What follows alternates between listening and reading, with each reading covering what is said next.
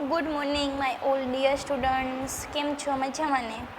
હવે આજે આપણે ધોરણ 12 સાયન્સની અંદર પ્રકરણ નંબર 13 સજીવો અને વસ્તીની અંદર ટોપિક નંબર 13.2.3 જીવન વૃત્તાંત વિવિધતાઓ લાઈફ હિસ્ટ્રી ઓફ વેરિએશન છે તેનો અભ્યાસ કરવાનો છે. હવે અગાઉ આપણે વસ્તીની અંદર જે વૃદ્ધિ નમૂના છે તેનો અભ્યાસ કર્યો છે.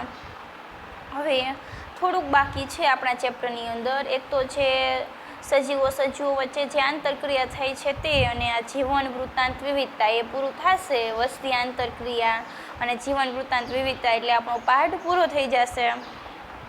તો મિત્રો, જીવન વૃત્તાંત વિવિધતા એટલે શું? લાઈફ હિસ્ટ્રી વેરિએશન એટલે કે આપણે જોઈએ તો પૃથ્વી ઉપર ઘણા બધા સજીવો છે તે રહે છે.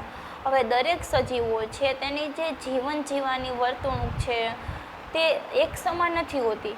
દરેકની જે જીવન જીવવાની વર્તણૂક છે, તેના લક્ષણો છે, તે બધા કેવા હોય છે? જુદા જુદા જોવા મળે છે.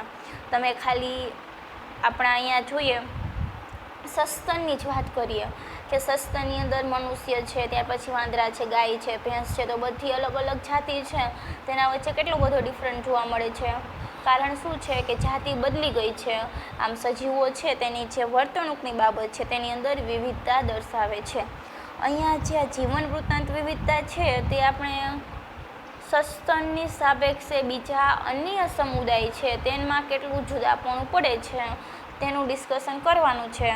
તો મિત્રો, આ પ્રશ્ન છે તે 2 માર્ક્સની અંદર આઈએમપી છે અને સાવ પ્રશ્ન સહેલામાં સહેલો છે. 2 માર્કમાં પૂછાઈ શકે કે જીવન વૃત્તાંત વિવિધતાઓ વર્ણવો. એટલે સાવ નાનું સમજીને, સહેલું સમજીને છોડવાનું નથી. પ્રશ્ન છે તે આઈએમપી છે અને આવી પણ શકે 2 માર્ક્સની અંદર. જીવન વૃત્તાંત વિવિધતાઓ. તો હવે જોઈએ કે દરેક સજીવ છે તેની અંદર એની જે જીવન જીવવાની જે વર્તણૂક છે, તે જે જીવન જીવે છે એની અંદર કયા કયા પ્રકારના તે ફેરફારો દર્શાવે છે તે આપણે અહીંયા જે જીવન વૃત્તાંત વિવિધતા છે, લાઈફ હિસ્ટ્રી વેરિએશન, તો ડિસ્કશન કરવાનું છે પ્રજનનની બાબતે. કે પ્રજનનની બાબતે દરેક સજીવો છે તેની અંદર કયા કયા પ્રકારનું જુદાપણું હોય છે તેની ચર્ચા કરવાની છે. એટલે પ્રશ્ન સાવ સહેલો છે અને તમે જે અગાઉ ભણી ગયા છો અમુક એ વસ્તુ છે અહીંયા રિપીટ થાય છે. તો હવે આપણે જોઈએ કે જીવન વૃત્તાંત વિવિધતાઓ. વસ્તી જે નિવાસ સ્થાનમાં રહે છે તેમાં પોતાની મહત્તમ પ્રજનન યોગ્યતા, જેને ડાર્વિનિયન યોગ્યતા અથવા તો ઊંચા આર મૂલ્યની યોગ્યતા પણ કહેવામાં આવે છે, તે માટે વિકસિત હોય છે. એટલે કે વસ્તી છે એ વસ્તી જે નિવાસ સ્થાનની અંદર રહે છે, જે રહેઠાણમાં રહે છે, તો એની પોતાની મહત્તમ પ્રજનન યોગ્યતા, એટલે કે મહત્તમ પ્રજનન યોગ્યતા એટલે કે મહત્તમ તે પ્રજનન કરી શકવાની એની જે ક્ષમતા છે, આ મહત્તમ પ્રજનન કરી શકવાની ક્ષમતાને તેની મહત્તમ પ્રજનન યોગ્યતા કહે છે. અને એને ડાર્વિનીય યોગ્યતા અથવા તો ઊંચા આર મૂલ્યની યોગ્યતા પણ કહેવામાં આવે છે. હવે ડાર્વિનીય યોગ્યતા એટલે એટલા માટે કીધું છે કે ડાર્વિન નામના જે વૈજ્ઞાનિક છે તેને જે પ્રાકૃતિક પસંદગીનો સિદ્ધાંત છે તેનો અભ્યાસ કરી અને તેને જે સિદ્ધાંત આપ્યો હતો એમાં તેને આ મહત્તમ પ્રજનન યોગ્યતા શબ્દ છે એના આધારે આખો સિદ્ધાંત રજૂ કર્યો હતો. એટલા માટે તેને ડાર્વિનીય યોગ્યતા પણ કહે છે, અથવા તો આપણે તેને ઊંચા આર મૂલ્યની યોગ્યતા પણ કહેવામાં આવે છે. એના માટે વિકસિત હોય છે. હવે આ ઊંચા આર મૂલ્યની યોગ્યતા. હવે આર મૂલ્ય એટલે શું? તો અગાઉ આપણે જોયું વૃદ્ધિની અંદર કે વૃદ્ધિના નમૂનામાં કે આર મૂલ્ય એટલે કે પ્રાકૃતિક વૃદ્ધિનો આંતરિક દર. એટલે કે જો પ્રાકૃતિક વૃદ્ધિના આંતરિક દરનું મૂલ્ય વધારે હશે તો એ વસ્તી છે તે કેવી હશે? વધારે યોગ્ય હશે. એટલા માટે જે ડાર્વિનીય યોગ્યતા છે તેને ઊંચા આર મૂલ્યની યોગ્યતા તરીકે પણ ઓળખવામાં આવે છે. આરનું મૂલ્ય ક્યારે વધશે? કે જ્યારે તે વસ્તી છે તેની પ્રાકૃતિક વૃદ્ધિ છે તે વધારે હશે. તો આમ પ્રાકૃતિક વૃદ્ધિનો દર વધારે હશે ત્યારે આરનું મૂલ્ય પણ વધારે હશે. હવે આપણે જોઈએ કે આ મહત્તમ પ્રજનન યોગ્યતા એટલે શું, તો ઉદાહરણ આપું કે 2 રોટલી છે, બરોબર. 2 રોટલીની અંદર 2 કૂતરા છે અને સામે 2 બિલાડી છે. હવે 4 સજીવો છે, 2 કૂતરા અને 2 બિલાડી, અને રોટલી કેટલી પડી છે? 2 છે. હવે આ ચારેયની ખોરાક માટે રોટલી જ છે, બીજું કાંઈ નથી. તો હવે ખાલી ઉદાહરણ દ્વારા સમજાવું છું. હવે આ ચારેય છે, 2 કૂતરા અને 2 બિલાડી, એની પાસે રોટલી જ છે. 2 રોટલી સિવાય બીજું કંઈ ખોરાક માટે નથી. હવે તો એના માટે શું કરશે કે એ સ્પર્ધા કરશે, હરીફાઈ કરશે, એટલે ટૂંકમાં લડશે. તો હવે એમાંથી જે જીતી જશે એને શું મળશે કે રોટલી ભાગ આવશે. તો કૂતરા અને બિલાડી વચ્ચે સ્પર્ધા થાય તો કૂતરા જીતી ગયા, બરોબર. ઉદાહરણ તરીકે તો 2 કૂતરા એક રોટલી ખાઈ ગયા, બિલાડીના ભાગે રોટલી મળી નહીં. હવે આવું જ થાય છે. હવે બિલાડીના ભાગે રોટલી નહીં મળે તો એને ખોરાક નહીં મળે. ખોરાક નહીં મળે તો શું થશે કે ધીરે ધીરે એની જાતિ છે તે નાશ પામશે અને આવતી જે સંતતિ છે તેનું નિર્માણ નહીં કરી શકે, કારણ કે તેની જે પ્રજનનની ક્ષમતા છે, એનું જે પ્રજનનનું કાર્ય છે તે પૂર્ણ નહીં થાય. તો કૂતરા છે તે ખોરાક મળી ગયો છે, તે જીવશે અને તે સારું એવું જીવન જીવી અને વધારે પ્રમાણમાં પ્રજનન કરશે અને એની સંતતિ છે તે શું થશે? છોડી જશે.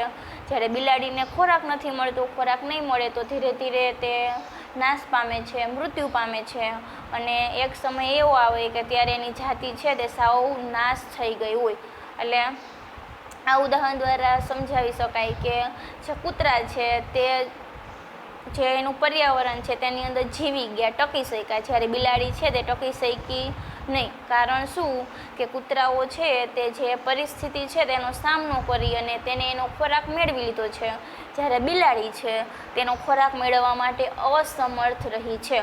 હવે એને લાંબા સમય સુધી ખોરાક નહીં મળે એટલે તે જીવી શકશે નહીં, એટલે સ્વાભાવિક છે કે તે પછી મૃત્યુ જ પામશે. તો આમ જે કૂતરાઓ છે તે એની વધારે પ્રમાણમાં પ્રજનન કરી અને એની સંતતિને છોડી જશે અને એની જે વસ્તી છે તેની જે કદ છે, વસ્તીનું કદ, તેમાં તે શું કરશે? વધારો કરે છે. તો જે આ પ્રકારનું છે તો આ કૂતરા છે તેને વિકાસ થાય છે તે પ્રાકૃતિક પસંદગી અથવા તો કુદરતી પસંદગી એવી રીતે શબ્દ આપવામાં આવે છે કે ડાર્વિને પણ આવું જ છે તે શું કર્યું હતું? નોંધ કરી હતી કે કૂતરાને કુદરતે પસંદ કર્યા. શું કામ પસંદ કર્યા? તો એને એનો ખોરાક મેળવી લીધો. જ્યારે બિલાડા છે તે કુદરતને પસંદ ન થયા. શું કામ ન થયા? કારણ કે એને એનો ખોરાક મેળવી શકી નહીં. તો એટલા માટે બિલાડી છે તે નથી ટકી શકતી અને કૂતરા ટકી શકે છે. તો આ જે છે ટૂંકમાં ઉદાહરણ, એના દ્વારા જ આ જે મહત્તમ પ્રજનન યોગ્યતા છે તે દર્શાવવામાં આવે છે. એટલે કે મહત્તમ પ્રજનન યોગ્યતા એટલે કે પ્રજનન કરવાની તેની મેક્સિમમ કેપેસિટી. ક્યારે પ્રજનનનું કાર્ય મેક્સિમમ થશે? જ્યારે તે નિવાસસ્થાનની અંદર ટકી શકશે, રહી શકશે અને એને પૂરતા પ્રમાણમાં રહેઠાણ અને ખોરાક મળી રહે ત્યારે. ને ખોરાક સારું એવું મળી રહેશે, પૂરતા પ્રમાણમાં મળી રહેશે ત્યારે તે પ્રજનનનું કાર્ય છે તે સારું એવું કરી શકશે. જો એને ખોરાક નહીં મળે તો એ પ્રજનનનું કાર્ય છે તે કરી શકશે નહીં. તો પ્રજનનનું કાર્ય નહીં થાય તો ધીરે ધીરે એની જે વસ્તી છે તે ઘટી જાય છે અને તેનો નાશ થાય છે. હવે ખાસ પ્રકારની પસંદગી દબાણને વશ સજીવો ઉત્તમ કાર્યદક્ષ પ્રાજનનિક પ્રયુક્તિ તરફ વિકાસ કરે છે. એટલે કે જે આ પસંદગીનું જે દબાણ છે તે કેના આધારે સજીવો કરે છે? તો ઉત્તમ કાર્યદક્ષ પ્રાજનનિક પ્રયુક્તિ તરફ વિકાસ કરે છે. દરેક સજીવ છે તેનો વિકાસ કેના આધારે થાય છે? પ્રજનનના આધારે થાય છે. જો સારું એવું પ્રજનન હશે, પ્રજનનનો દર વધારે હશે, પ્રજનન ફળદ્રુપ હશે, પ્રજનનની યોગ્યતા મહત્તમ હશે તો એ સજીવોની વસ્તી છે તેમાં વધારો થઈ શકે છે. જો પ્રજનન દ્વારા નવા સજીવો નિર્માણ જ ન પામે તો પછી એ સજીવો છે તેના વિકાસની વાત એક જ બાજુ રહી જાય. જો નિર્માણ પામે તો વિકાસ થાય ને. નિર્માણ ક્યારે પામશે? કે જ્યારે સજીવો ઉત્તમ કાર્યદક્ષ એટલે કે સારું એવું બેસ્ટ કાર્ય કરી અને એની જે પ્રાજનનિક પ્રયુક્તિ છે તેનો સારો એવો વિકાસ કરે. એટલે કે એની જે પ્રજનન કરવાની જે રીત છે, પ્રજનન કરવાની જે પદ્ધતિ છે તેનો સારો એવો વિકાસ કરે. સારો એવો વિકાસ કરશે તો એને કહે છે ઉત્તમ કાર્યદક્ષ. તો આમ સારા કાર્યથી તેનું શું થાય છે કે વધારે પ્રમાણમાં એની જે પ્રજનનની ક્ષમતાનો વિકાસ થાય છે અને એના કારણે એની સંતતિ છે તે વધારે સંખ્યામાં છોડી જાય છે. કેટલાક સજીવો તેના જીવનકાળમાં ફક્ત એક જ વાર પ્રજોત્પત્તિ કરે છે. એમાં પ્રશાંત મહાસાગરની સાલ્મન માછલી અને વાંસ. હવે ઉદાહરણ આપ્યું છે કે કેટલાક સજીવો એવા છે કે જે શું કરે છે, એના જીવનની અંદર ફક્ત એક જ વાર પ્રજોત્પત્તિ કરે છે, એટલે કે એક જ વાર પ્રજનનનું કાર્ય કરે છે. જ્યાંથી તે જન્મે ત્યાંથી લઈ કરીને મૃત્યુ સુધીમાં એક જ વખત પ્રજનનનું કાર્ય કરે છે. તો એવા સજીવો છે તેને એક જે છે તેના ઉદાહરણ આપ્યા છે કે સાલ્મન માછલી અને વાંસ. કે આ સાલ્મન માછલી અને વાંસ છે તેના આખા જીવનકાળ દરમિયાન એક જ વાર શું કરે છે, પ્રજનનનું કાર્ય કરે છે. મેં તમને અગાઉ કીધું હતું કે જે સાલ્મન માછલી છે તે 28 કરોડ ઈંડા છે તે મૂકે છે. લખવું હોય તો લખી લેજો કે આ સાલ્મન માછલી પ્રશાંત મહાસાગરની અંદર રહે છે અને તે આખા એના જીવનકાળ દરમિયાન એક જ વાર પ્રજનનનું કાર્ય કરે છે અને એકી સાથે કેટલા ઈંડા મૂકે છે, 28 કરોડ ઈંડા મૂકે છે.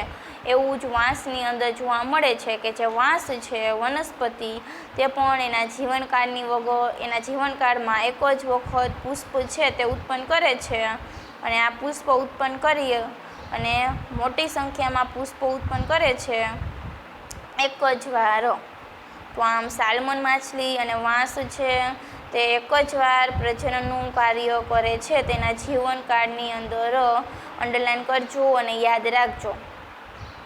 ત્યાર પછી ઇંગ્લિશમાં નામ આપ્યા છે કે પેસિફિક સાલ્મન ફિશ અને બાંબુ. વાંસને ઇંગ્લિશમાં બાંબુ કહે છે અને પ્રશાંત મહાસાગર એટલે કે પેસિફિકો. જ્યારે અન્ય સજીવો પોતાના જીવનકાળ દરમિયાન ઘણીવાર પ્રજનન કરે છે. એમાં મોટાભાગના પક્ષીઓ અને સસ્તનો. હવે અન્ય સજીવો એટલે કે વાંસ અને સાલ્મન માછલી સિવાયના જે બાકીના બીજા સજીવો છે એ સજીવો એના જીવનકાળની અંદર ઘણીવાર પ્રજનનનું કાર્ય કરે છે. તો એની અંદર આપ્યું છે કે મોટાભાગના પક્ષીઓ અને સસ્તનો. એક ઉદાહરણ થયું કે જીવનકાળમાં એક જ વખત પ્રજનન કરે તો સાલ્મન માછલી અને વાંસ, અને ઘણીવાર પ્રજનન કરે તો પક્ષી અને સસ્તનો. કેટલાક ઘણી સંખ્યામાં નાના કદની સંતતિઓ ઉત્પન્ન કરે છે, જેના ઉદાહરણ છીપ અને ગહન સામુદ્રિક માછલીઓ એટલે કે ઓયસ્ટર્સ એન્ડ પેલેગિક ફિશિસ. જ્યારે અન્ય ઓછી સંખ્યામાં મોટા કદની સંતતિઓ ઉત્પન્ન કરે છે, એમાં પક્ષીઓ અને સસ્તનો. પહેલાં આપણે જોયું કે જીવનકાળમાં કેટલી વખત પ્રજનન કરે છે તે. હવે ત્યાર પછી કેટલાક પ્રાણીઓ એવા છે કે જે શું કરે છે, ઘણી સંખ્યામાં અને નાના કદની સંતતિ ઉત્પન્ન કરે છે. એટલે કે એની સંતતિ છે તે સાવ નાની હોય છે, પરંતુ એ સંતતિની સંખ્યા કેવી હોય છે, વધારે હોય છે. એટલે આમ અમુક પ્રાણીઓ એવા છે કે તે નાના કદની અને મોટી સંખ્યામાં, વધારે સંખ્યામાં સંતતિઓ છે તે ઉત્પન્ન કરે છે. તો એની અંદર ઉદાહરણ છે છીપ અને ગહન સામુદ્રિક માછલીઓ. તો આ છીપ એટલે કે ઓયસ્ટર્સ છે, ગહન સામુદ્રિક માછલીઓ. ગહન એટલે કે ઊંડાઈએ સમુદ્રમાં રહેતી જે માછલીઓ છે તે, કે એ શું કરે છે કે એની જે બચ્ચા હોય છે, ઘણા બધા બચ્ચાને જન્મ આપે છે, પરંતુ કેવા હોય છે, સાવ નાના કદના હોય છે. અને અમુક એવા હોય છે કે એની જે સંતતિ છે તેની સંખ્યા ઓછી હોય છે, પરંતુ એના કદ છે તે કેટલું હોય છે, મોટું હોય છે. આમ સસ્તનો અને પક્ષી જેવા જે સજીવો છે તેના જે બચ્ચા છે તેને ઓછી સંખ્યામાં ઉત્પન્ન કરે છે અને મોટા કદની સંતતિ છે તે ઉત્પન્ન કરે છે. તેથી મહત્તમ યોગ્યતા માટે કોણ ઈચ્છનીય છે? તો આપણે જોઈએ કે જે મહત્તમ યોગ્યતા છે તેના માટે કોણ વધારે ઈચ્છનીય છે, કે આપણે કેને કહી શકીએ કે કોણ વધારે મહત્તમ યોગ્ય છે, કે જે નાની સંખ્યામાં વધારે સંતતિ ઉત્પન્ન કરે છે તે, કે પછી ઓછી સંખ્યામાં મોટા કદની સંતતિ ઉત્પન્ન કરે છે તે. તો પરિસ્થિતિવિદો સૂચવે છે કે સજીવોના જીવન વૃત્તાંત લક્ષણો તે જે નિવાસસ્થાનમાં રહે છે તેના જૈવિક અને અજૈવિક ઘટકો દ્વારા લાદવામાં આવેલ પ્રતિબંધોની સાપેક્ષમાં વિકસિત થાય છે. અંડરલાઈન કરજો કે જે પરિસ્થિતિવિદો એટલે કે જે પરિસ્થિતિ વિદ્યાનો અભ્યાસ કરતા હોય એને કહે છે પરિસ્થિતિવિદો.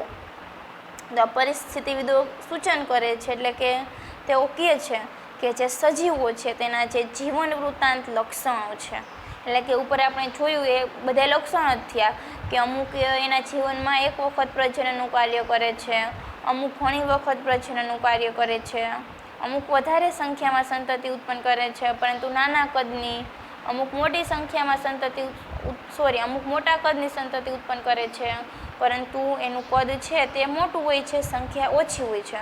તો આ દરેક લક્ષણો છે એના કેવા લક્ષણ થયા? જીવન વૃત્તાંત લક્ષણો થયા. તો હવે જે પરિસ્થિતિવિદો એવું કહે છે કે જે જીવન વૃત્તાંત લક્ષણો છે સજીવોના, એ જીવન વૃત્તાંત લક્ષણો એ જે નિવાસ સ્થાનની અંદર રહે છે એટલે કે જે રહેઠાણમાં સજીવો રહેતા હોય છે તેના જૈવિક અને અજૈવિક ઘટકો દ્વારા લાદવામાં આવેલ પ્રતિબંધોની સાપેક્ષમાં વિકસિત થાય છે. એટલે કે એનો અર્થ એ થયો કે સજીવો જે નિવાસ સ્થાનમાં રહે છે, જે પર્યાવરણની અંદર એના જે રહેઠાણમાં રહે છે, તો એ રહેઠાણની અંદર કયા કયા પ્રકારના જૈવિક અને અજૈવિક ઘટકો છે એની સામે પ્રતિબંધિત થાય છે, તો એની સાપેક્ષમાં તેનો વિકાસ થાય છે. એટલે કે આ જૈવિક અને અજૈવિક ઘટકોને જે પ્રતિબંધ છે તેની સાપેક્ષે સજીવોના જે જીવન વૃત્તાંત લક્ષણો છે તે શું થાય છે? વિકસિત થાય છે. વિવિધ જાતિઓમાં જીવન વૃત્તાંત લક્ષણોના ઉદ્વિકાસ વર્તમાન સમયના સંશોધનનું મહત્વપૂર્ણ ક્ષેત્ર છે અને પરિસ્થિતિવિદો દ્વારા સંશોધન હાથ ધરાયેલા છે. એટલે કે જે જુદી જુદી જાતિ છે તેની અંદર જે જીવન વૃત્તાંત લક્ષણો જોવા મળે છે તે ઉદ્વિકાસ વર્તમાન સમયના સંશોધનનું મહત્વપૂર્ણ ક્ષેત્ર છે. મિત્રો, જેમ જેમ સજીવનો ઉદ્વિકાસ થયો છે તેમ તેમ એ સજીવોના જે લક્ષણો છે તેનો પણ ઉદ્વિકાસ થયેલો જોવા મળે છે. એટલે કે જે જુદી જુદી જાતિ છે તેની અંદર જે જીવન વૃત્તાંત લક્ષણો છે તે જે વર્તમાન ઉદ્વિકાસ છે તેની અંદર જે સંશોધન થાય છે તો એના માટે પણ એક મહત્વપૂર્ણ ક્ષેત્ર છે તે ભાગ ભજવે છે. અને જે પરિસ્થિતિવિદો છે તેના દ્વારા સંશોધન હાથ ધરાયેલા છે. એટલે કે આ પરિસ્થિતિવિદોએ આવા સંશોધનો છે તે પણ હાથ ધરેલા છે. અહીંયા જીવન વૃત્તાંત વિદ્યા પૂરી થાય. 2 માર્કની અંદર પૂછાઈ શકે. 2 ઉદાહરણ છે. એક છે કે જીવનકાળમાં એક વખત પ્રજનન કરે છે અને ઘણી વખત પ્રજનન કરે છે. અને ત્યાર પછી બીજું ઉદાહરણ છે કે અમુક સજીવો એવા છે કે તે ઘણી સંખ્યામાં નાના કદની સંતતિ ઉત્પન્ન કરે છે અને અમુક સજીવો એવા છે કે જે ઓછી સંખ્યામાં મોટા કદની સંતતિ ઉત્પન્ન કરે છે. ત્યાર પછી જે આ જીવન વૃત્તાંત લક્ષણો છે તે કેના દ્વારા વિકસિત થયા છે?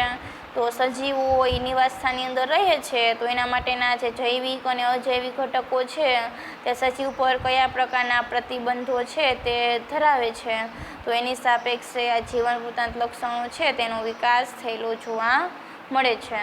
ત્યાર પછી હવે આપણે આવે છે કે વસ્તીની આંતરક્રિયા. વસ્તી આંતરક્રિયા એટલે કે પોપ્યુલેશન ઇન્ટરેક્શન, કે વસ્તી છે તેના સજીવો વચ્ચે જે આંતરક્રિયાઓ થાય છે તે આંતરક્રિયા. આંતર એટલે કે અંદરો અંદર થતી ક્રિયાઓ. તો ચાલો હવે આપણે જોઈએ કે વસ્તીની આંતરક્રિયાઓ. હવે આપણે જોઈએ કે કોઈ પણ સજીવ છે ને તે એકલું રહી જ ન શકે. હવે ક્યાંય તમે એવું જોયું છે કે એક જ જાતિના સજીવો છે તે રહેતા હોય? એવું શક્ય નથી. હવે દરેક સજીવો છે તેની જે વસ્તી છે તે અલગ અલગ વસ્તી ભેગી મળી અને એક આખો જૈવ સમાજની અંદર રહે છે, કારણ કે દરેક સજીવો છે તેના વચ્ચે આંતરક્રિયાઓ થતી જોવા મળે છે અને તેને વસ્તીની આંતરક્રિયા તરીકે ઓળખવામાં આવે છે. હવે આપણે લાઇન ટુ લાઇન જોઈએ કે વસ્તીની આંતરક્રિયાઓ. ટોપિક નંબર 13.2.4 વસ્તી આંતરક્રિયાઓ. ઇંગ્લિશમાં કહે છે પોપ્યુલેશન ઇન્ટરેક્શન્સ.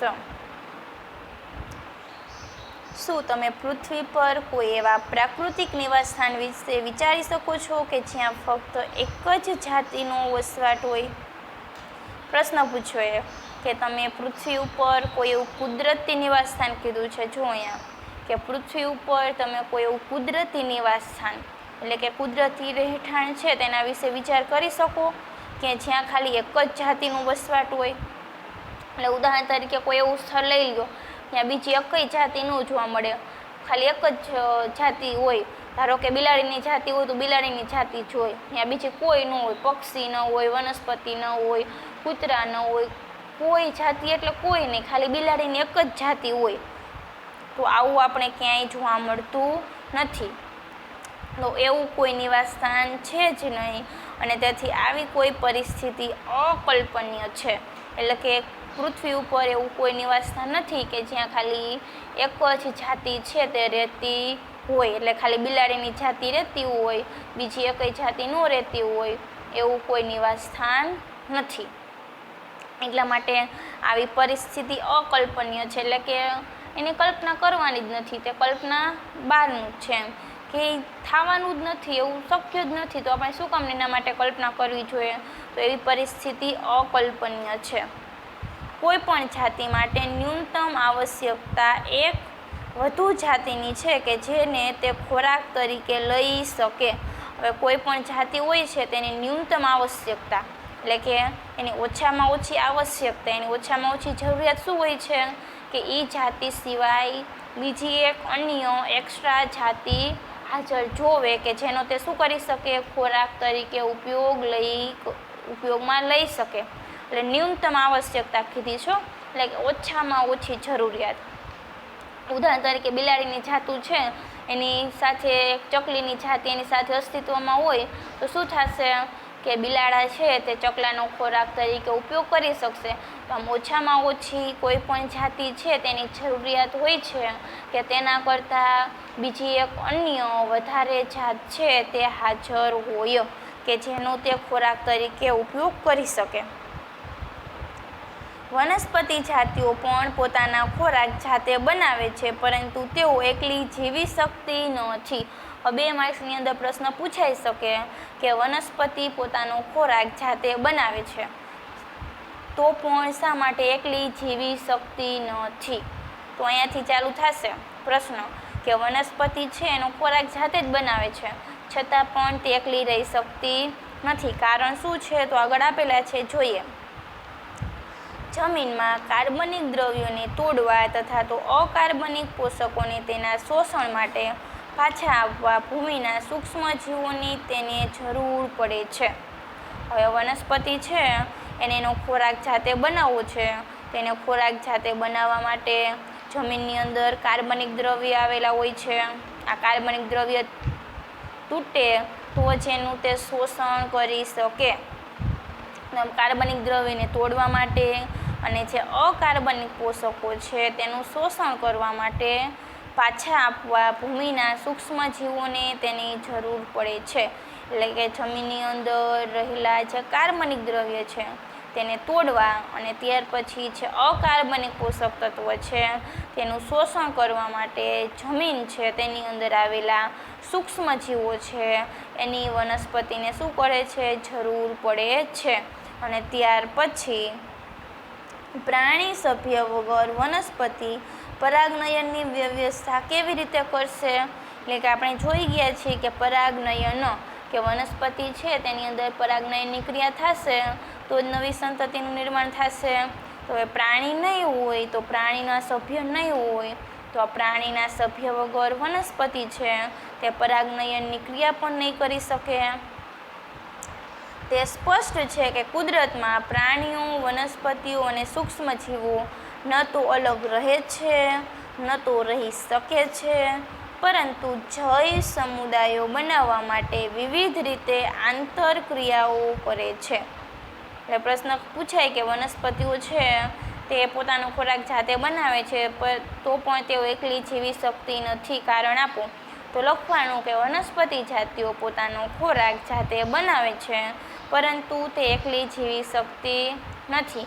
કારણ 2, પહેલું કે જમીનની અંદર કાર્બનિક દ્રવ્યને તોડવા માટે અને અકાર્બનિક પોષક તત્વ છે તેના શોષણ માટે એને ભૂમિમાં રહેલા જે સૂક્ષ્મજીવો છે એની જરૂર પડે છે. કારણ નંબર 2 કે પ્રાણી છે તેની મદદથી તે પરાગનયનની ક્રિયા કરે છે. પ્રાણી સભ્ય વગર તે પરાગનયનની ક્રિયા કરી શકશે નહીં. એટલા માટે વનસ્પતિ પોતાનો ખોરાક જાતે બનાવતી હોવા છતાં પણ એકલી જીવી શકશે નહીં. ત્યાર પછી જોઈએ તો કુદરતની અંદર એ તો નક્કી જ છે કે જે પ્રાણી, વનસ્પતિ અને સૂક્ષ્મજીવો છે તે નથી તો એકલા રહેતા અને રહી પણ શકશે નહીં. આ બધા શું કરે છે? ભેગા મળી અને એક જૈવ સમુદાય બનાવે છે.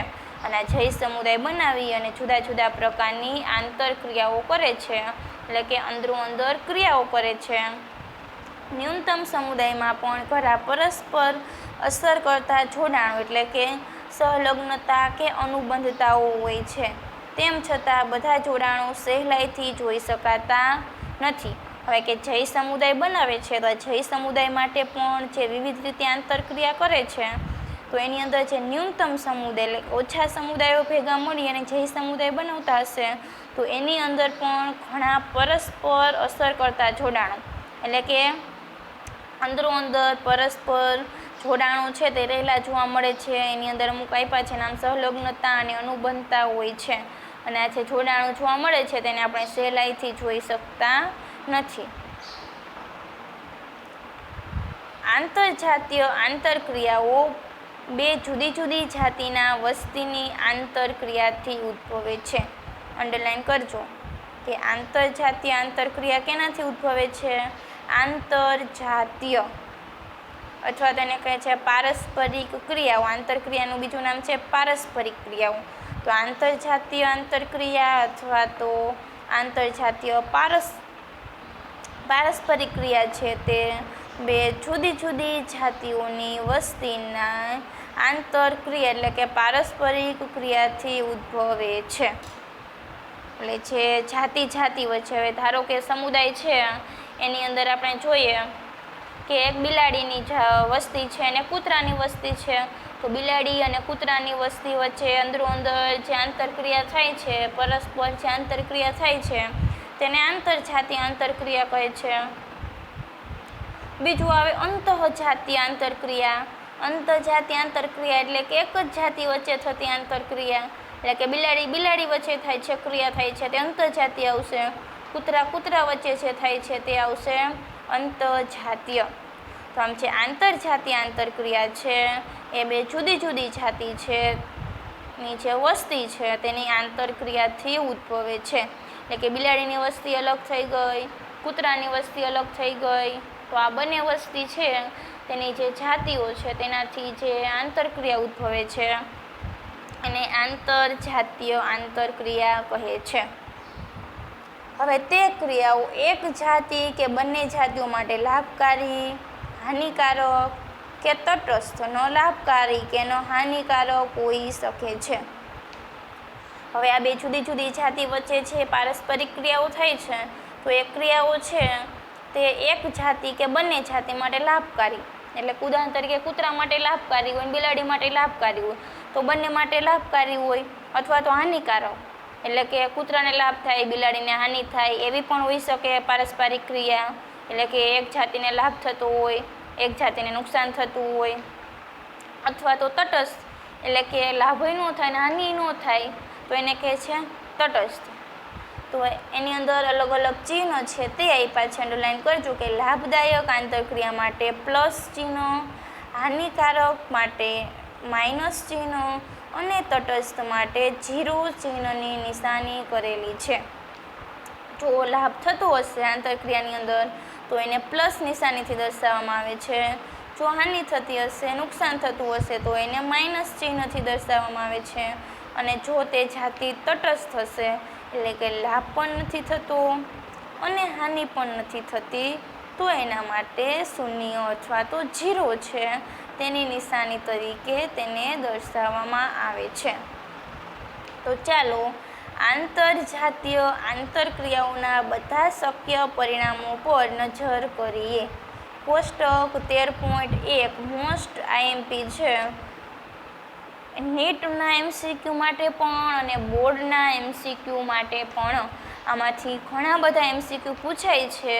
લખી જ નાખજો. કોષ્ટક છે તે કેવું છે? મોસ્ટ આઈએમપી છે. ઘણા બધા પ્રશ્નો આવી શકે છે આમાંથી. હવે એની અંદર 2 જાતિ આપેલી છે અને આંતરક્રિયા આપેલી છે. આપણે અહીંયા શું જોવાનું છે કે 2 જે જાતિ છે, 2 વસ્તી છે, એ 2 વસ્તીની જે જાતિ છે તેના વચ્ચેની પારસ્પરિક ક્રિયાઓ. હવે એ પારસ્પરિક ક્રિયાનું પરિણામ શું મળે છે અને એ ક્રિયાનું નામ શું છે ત્યાં કોષ્ટકની અંદર દર્શાવેલ છે. એટલે કોષ્ટક વેરી મોસ્ટ આઈએમપી છે, નીટ MCQ માટે અને બોર્ડ MCQ બંને માટે. એટલે કોષ્ટક ગોખી જ નાખજો. રાતે 12 વાગે નીંદરમાંથી ઉઠાડે તો એ કોષ્ટક છે તે આવડવું જ જોઈએ. હવે એની અંદર આપણે જોઈએ કે જો જાતિ A છે એને લાભ થતો હશે, જાતિ B ને લાભ થતો હશે, એટલે બંને જાતિ છે તેને શું થાય છે? લાભ થાય છે. તો બંને જાતિને લાભ થતો હશે, બંને જાતિને ફાયદો થતો હશે, તો એ આંતરક્રિયાનું નામ છે સહોપકારિકતા. ઇંગ્લિશમાં કહે છે મ્યુચ્યુઅલિઝમ, કે જાતિ A ને લાભ થાય છે અને જાતિ B ને લાભ થાય છે, તો એ ક્રિયાનું નામ છે આંતરક્રિયા. એ આંતરક્રિયાનું નામ છે સહોપકારિકતા, કે સહોપકારિકતાની અંદર બંને જાતિ છે તેને શું થાય છે? લાભ થાય છે. આપણે 1 by 1 આ જે ક્રિયાઓ છે તે જોવાની છે અને ઉદાહરણ સાથે જોવાની છે કે સહોપકારિકતા એટલે શું. તો એમાં 2 જાતિને લાભ થાય છે. તો ઉદાહરણ આગળ આપણે આવી ગયું છે કે લાઇકેન છે એની અંદર લીલ અને ફૂગ છે તે બંનેનું સહજીવન જોવા મળે છે. તેમાં લીલને લાભ થાય છે અને ફૂગને લાભ થાય છે. તો એ પ્રકારની જે ક્રિયા છે તેને શું કહે છે? સહોપકારિકતા, કે જેમાં 2ને લાભ થાય છે. ત્યાર પછી બીજી છે કે જેમાં એક જાતિ છે એને નુકસાન થાય છે, બીજી જાતિ છે તેને પણ શું થાય છે? નુકસાન થાય છે. તો એ આંતરક્રિયાનું નામ છે સ્પર્ધા. ઇંગ્લિશમાં કહે છે કોમ્પિટિશન, કે જો બંને જાતિઓને નુકસાન થતું હોય, બંને જાતિઓને હાનિ થતી હોય, તો એ પ્રકારની આંતરક્રિયાને કહે છે સ્પર્ધા. કે દરેક ક્રિયા છે તેની આપણે ડિટેલની અંદર આપણે માહિતી મેળવવાની જ છે. અહીંયા ખાલી નામ આપેલા છે અને શું આપેલું છે? નિશાની આપેલી છે. ત્યાર પછી આપણે જોઈએ કે જો જાતિ એક છે તેને શું થાય છે? ફાયદો થાય છે અને બીજી જાતિને શું થાય છે? નુકસાન થાય છે. તો એ આંતરક્રિયાનું નામ છે પરભક્ષણ, ને જેને ઇંગ્લિશમાં કહે છે પ્રિડેશન. જાતિ એકને લાભ થાય છે, જાતિ એકને શું થાય છે? નુકસાન થાય છે. તો ઉદાહરણ તરીકે વાઘ હરણને ખાઈ જાય છે, બરોબર. વાઘ શું કરે છે? હરણનું ભક્ષણ કરે છે. તો વાઘને શું થયો? ફાયદો થયો. એટલે એક જાતિને ફાયદો થયો, હરણનું શું થયું? નુકસાન થયું. તો આ પ્રકારની આંતરક્રિયા છે તેનું નામ છે પરભક્ષણ એટલે કે પ્રિડેશન. ત્યાર પછી એના જેવી જ બીજી આંતરક્રિયા છે કે જેમાં એક જાતિને લાભ થાય છે અને બીજી જાતિને શું થાય છે? નુકસાન થાય છે. તો એને કહે છે પરોપજીવન, પેરાસિટિઝમ. ઉદાહરણ તરીકે આપણા જે માથાની અંદર જે ટોલા પડે છે તે એની અંદર આપણે જોઈએ તો એ પરોપજીવન ગુજારે છે. તો આપણને નુકસાન થાય છે કારણ કે આપણું જે લોહી છે તે ચૂસે છે, પરંતુ એને શું થાય છે? ફાયદો થાય છે. એટલે કે એક જાતિને શું થાય છે? ફાયદો થાય છે. એટલે કે જે માથાની જીવાત છે, જૂનું છે, તેને ફાયદો થાય છે અને આપણને નુકસાન થાય છે. તો એ આંતરક્રિયાનું નામ છે પરોપજીવન. ત્યાર પછીની બીજી આંતરક્રિયા છે કે એમાં જાતિ એને શું થાય છે? લાભ થાય છે અને જાતિ 2 છે તેને લાભય નથી થતો, નુકસાનય નથી થતું. તે કેવી છે? તટસ્થ છે. તો તેને કહે છે સહભોજિતા. ઇંગ્લિશમાં કહે છે કોમેનાલિઝમ, કે એક જાતિને લાભ થતો હોય અને બીજી જાતિને લાભય ન થતો હોય અને નુકસાન પણ ન થતું હોય, તો એને કહે છે સહભોજિતા. ત્યાર પછીનું ઉદાહરણ છે કે એક જાતિ છે તેને શું થાય છે? નુકસાન થાય છે. બીજી જાતિ તટસ્થ છે એટલે કે લાભય નથી થતું અને નુકસાન પણ થતું નથી. તો એ પ્રકારની આંતરક્રિયા છે તેનું નામ છે પ્રતિજીવન, એમેનાલિઝમ. તો આ અલગ અલગ આંતરક્રિયા છે તેના નામ છે કે બે જુદી જુદી જાતિ વચ્ચે આંતરક્રિયાઓ થાય છે. જો બંને જાતિને લાભ થતો હશે તો તેને કહે છે સહોપકારિકતા.